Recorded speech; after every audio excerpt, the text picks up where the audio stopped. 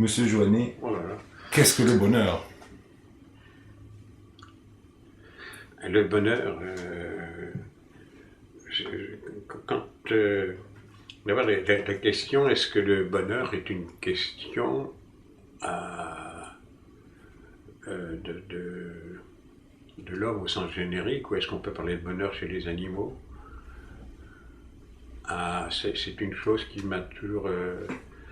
j'étais élevé à la campagne, il y avait beaucoup d'amis, enfin, je passais des vacances chez un oncle qui avait une petite ferme, et ça il y avait par exemple une bête qui incarne presque en permanence le bonheur, c'est les chats. Ils sont là, ils foutent rien, ils obéissent à personne. Alors là, vous pouvez y aller, ils choisissent de faire ce qu'ils veulent, ils savent vous faire comme si vous dorlotez, alors c'est vous qui les dorlotez. Ça incarnait un peu ça pour moi, une sorte de bonheur animal. Je n'ai pas eu à l'esprit d'autres animaux. Ce qui est important, c'est qu'il n'obéit pas, il est indépendant, farouchement, peut-être un peu excessif d'ailleurs. Mais enfin, bon. Alors, je ne sais pas pourquoi je parle des animaux. Ben oui, parce que c'est des concepts, on ne peut pas les réduire à la nature humaine. Alors, le bonheur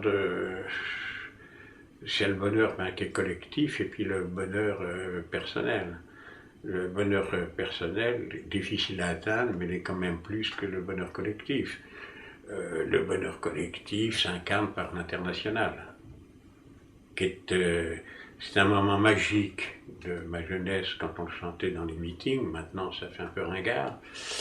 Mais ça, il y avait un table rase, Monde Nouveau, Grand Jour. C'est des instants de grand bonheur qui, hélas, ont sombré, enfin, terminé, pas terminé, mais compris des formes qui ne donnent plus ces sentiments de bonheur. Et le bonheur collectif, on le trouve beaucoup, à mon avis, par le chant et la musique. Il y a le temps des cerises, vous pouvez être de droite, de gauche, à un moment donné, moi je vois l'accordéon, quand je joue le temps des cerises, il y a tout de suite quelque chose de magique qui se passe dans la salle. Il y en a quelques repères comme ça de bonheur collectif. Il y a aussi des grands moments de bonheur avec de très grands orateurs. Ça, c'est de très grands comédiens, de one-man show. Et ça, c'est donc des moments de bonheur collectif brut, si je puis dire. Le bonheur collectif durable, c'est plus compliqué. C'est quand vous avez un programme d'adduction d'eau potable en Haïti, que ça met 3 ans qu'on se bat, puis le jour où on inaugure, c'est un instant de bonheur intense. Ça, c'est des grands moments de bonheur. Parce qu'il y a tout un effort, et surtout, c'est do it yourself, on l'a fait nous-mêmes. On n'a pas apporté de Perrier, des eaux. Vous voyez, ça, c'est des moments de grand bonheur collectif, on en a. Hein. Et quant au bonheur individuel, je crois que dans un couple, c'est avant tout le rapport à l'argent.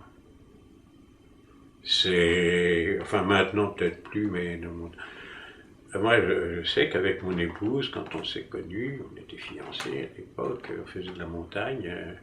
Une des premières grandes discussions qu'on a eues, c'est notre rapport à l'argent une fois mariés, qui a été d'ailleurs un non-problème parce qu'on a pris un compte commun très vite. Mais c'est important est-ce qu'on doit être dépensier ou pas, pour quelle priorité, qu'est-ce qu'on consacre à la solidarité, laquelle. Il faut faire des choix, telle ONG ou pas. C'est des choses qui doivent être discutées dès qu'on commence à s'embrasser. Oui. Enfin, en tout cas, c'était le cas pour nous. Et puis c'était à la montagne. Mais j'en garde un bon souvenir. Oui. C'est un instant un peu de bonheur. C'est drôle hein, d'avoir un instant de bonheur en parlant de l'argent. Mais ça nous a suivi toute notre vie après, oui. On a toujours fonctionné comme ça. Il semblerait, dans tout ce que vous dites, que l'important, c'est il y a un plaisir à avoir un potentiel et il y a un plaisir à avoir été utile. Et que dans le bonheur, ces deux plaisirs sont particulièrement nourrissants. Moi, je ne dirais pas comme ça. Moi, ce qui fait que enfin, je peux le dire, mais c'est des choses un peu intimes. Hein, donc un peu... Hier, je pense que sur mon époux, je n'aurais pas été ce que j'ai été. J'aurais sans doute mal tourné. Je ne serais pas devenu un mafieux, mais je serais devenu comment, une carrière, j'aurais eu de l'ambition, je serais monté, j'aurais travaillé dans une banque pour avoir une voiture. Non, je ne suis pas à ce point-là, mais quand même, vous êtes... et puis on a eu pratiquement, avant même de se marier, on a commencé à... On ne manquait pas une manif, on était très très engagés politiquement. Ma femme plus à gauche que moi, mais très très engagés. Oui, on a hébergé des gens pendant des années, des réfugiés de tout poil, même parfois des gens qui n'étaient pas d'accord, mais qui étaient dans la merde. Donc il y a un moment où vous fermez votre porte ou vous l'ouvrez. Et ça procure aussi... Parce que quand vous avez une porte ouverte, vous rencontrez plein de gens, il y en a qui sont ennuyeux, il y en a beaucoup qui viennent avec des problèmes insolubles, mais vous découvrez toujours un autre, vous découvrez toujours, aucun n'est le même que l'autre. Et il y a eu beaucoup de réfugiés, oui. Je me souviens qu'à une époque, à l'entrée, un de mes amis m'avait fait, je sais qu'il y a une tradition médiévale, en particulier au Portugal, il y avait une poignée à l'entrée de l'église, sous le péristyle, et quelqu'un qui était persécuté, dès qu'il touchait la poignée, il avait une immunité. Donc on avait mis la poignée à l'entrée. Et c'est marrant parce que du coup, vous savez, on a dû héberger des gens pendant près de 20 ans, donc le bouche à oreille. Parce que j'étais éducateur de rue au départ, donc on avait une maison ouverte, les gens il fallait bien qu'ils dorment quelque part. Il y a aussi un côté alors dans le bonheur, c'est des expériences, le fait de vivre des expériences. Le bonheur, je ne sais pas des autres, mais moi, c'est d'avoir une vie totalement engagée, partagée. Enfin, je n'ai pas le souvenir qu'on soit jamais ennuyé à table, enfin, on parlait énormément politique, hein, tous les enfants. Alors, politique, pas savoir est-ce que c'est le Labour qui veut l'emporter sur les Tories.